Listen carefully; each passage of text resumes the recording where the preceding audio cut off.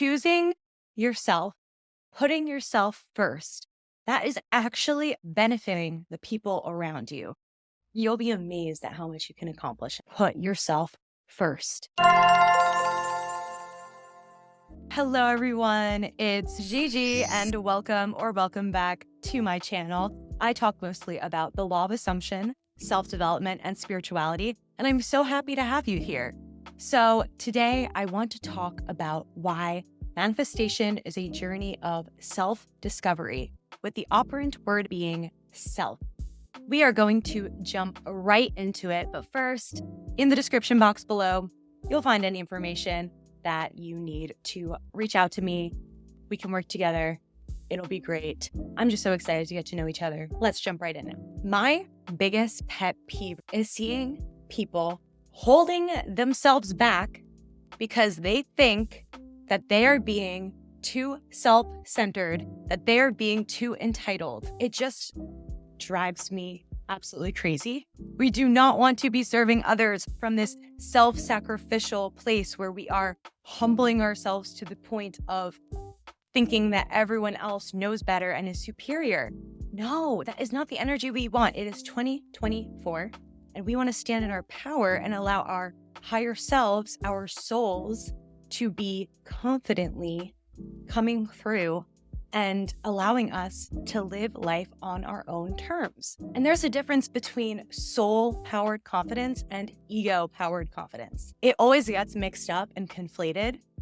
That's why you see a lot of people on the internet calling manifestation coaches or self-development gurus narcissists, because they think that they're just so self-centered and self-absorbed that they are oblivious to everyone around them and bypassing everyone else's needs and not being good people and doing whatever it takes in a negative way to get ahead. And that is a huge misconception, in my opinion. You are here for a reason.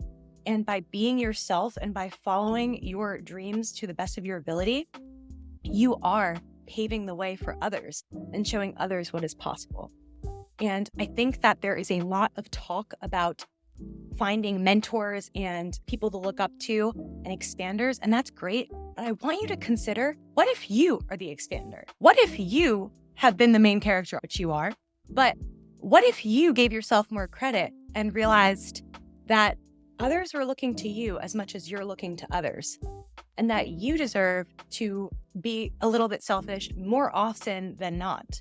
Because of course, there are chapters of our lives where we need to prioritize others. Obviously, if you're a mother, you know this, if you're a parent in general. However, if you can carve out the time to return to yourself and remind yourself that you are a fully autonomous, sovereign, independent being outside of everything and everyone around you, then you can refocus and realign to show up in a way that is empowered and not feeling resentful that you're just going above and beyond for everyone else and not yourself, not having your own dreams, not having your own goals, not having your own visions. I want you to carve out time every morning and every evening that is just for you, whether that means having to wake up earlier or go for a walk alone, whatever the case is. Choosing yourself, putting yourself first, that is actually benefiting the people around you.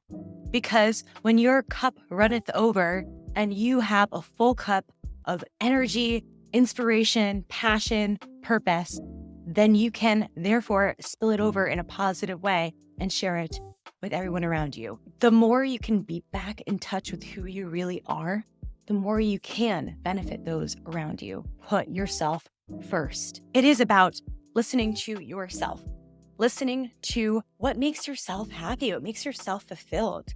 And the law of assumption is so beautiful in that it reminds us that if we can see it, if we can like it, if we can want it, then we can have it. Thinking of Ariana Grande right now. I see it, I like it, I want it, I got it.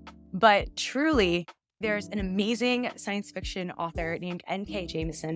Jemisin, and she dared to believe that she could be one of the greatest science fiction authors. And she didn't listen to the fact that everyone else who was an accomplished author in that genre at the time happened to be an old white guy.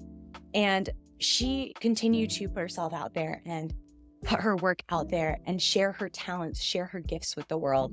And she is literally one of the most accomplished across the board in that genre. She believed in herself enough.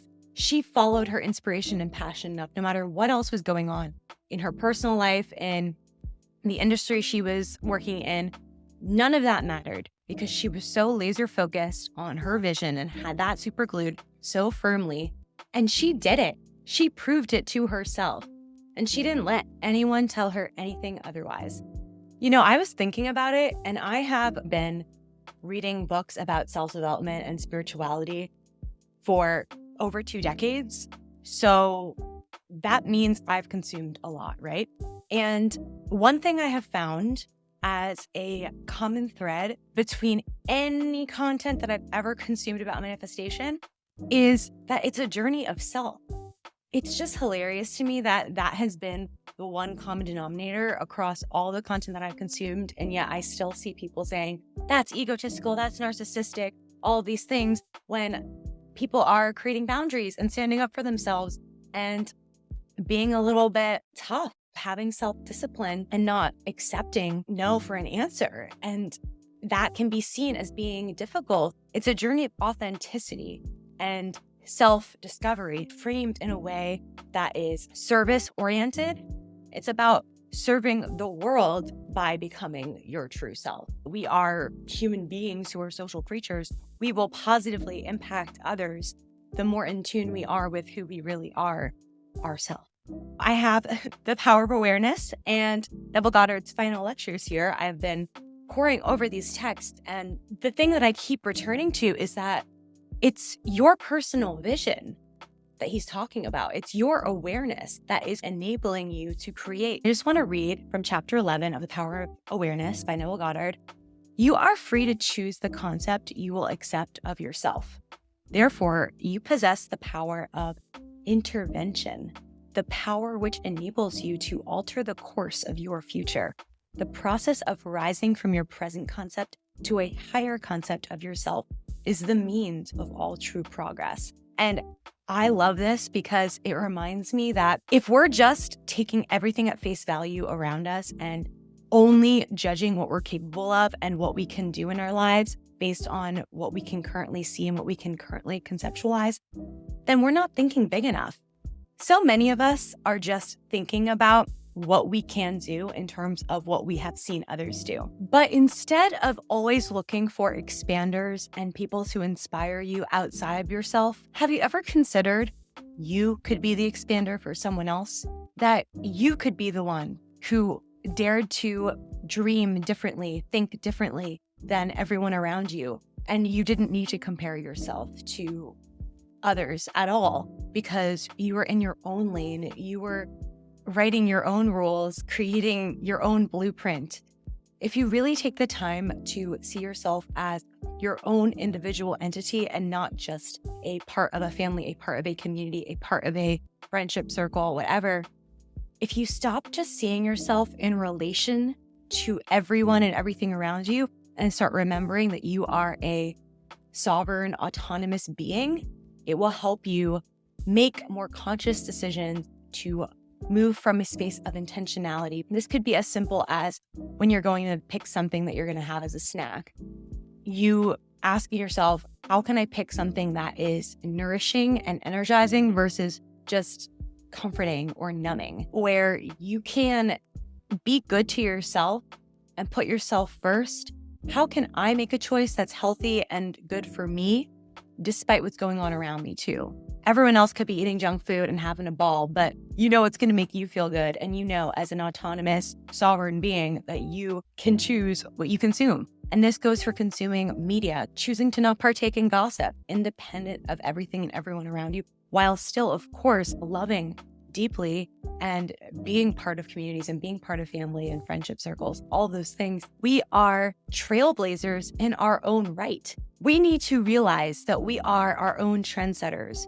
And please do not let anyone tell you otherwise. It is so important to make it a practice to return to yourself in whatever way you see fit. That could be meditation. That could be journaling. That could be going for a walk, having a solo date. If you can make the time to just go do something alone and be in tune with yourself and ask yourself, am I taking actions on a daily basis that are serving my highest good? Or am I constantly revolving my decisions around everyone else to the point where it's making me resentful? And so I want you to realize today, you can give yourself everything you've ever wanted, but it is up to you to realize you are fulfilling yourself. It's you and your connection to God, source, universe, whatever you believe.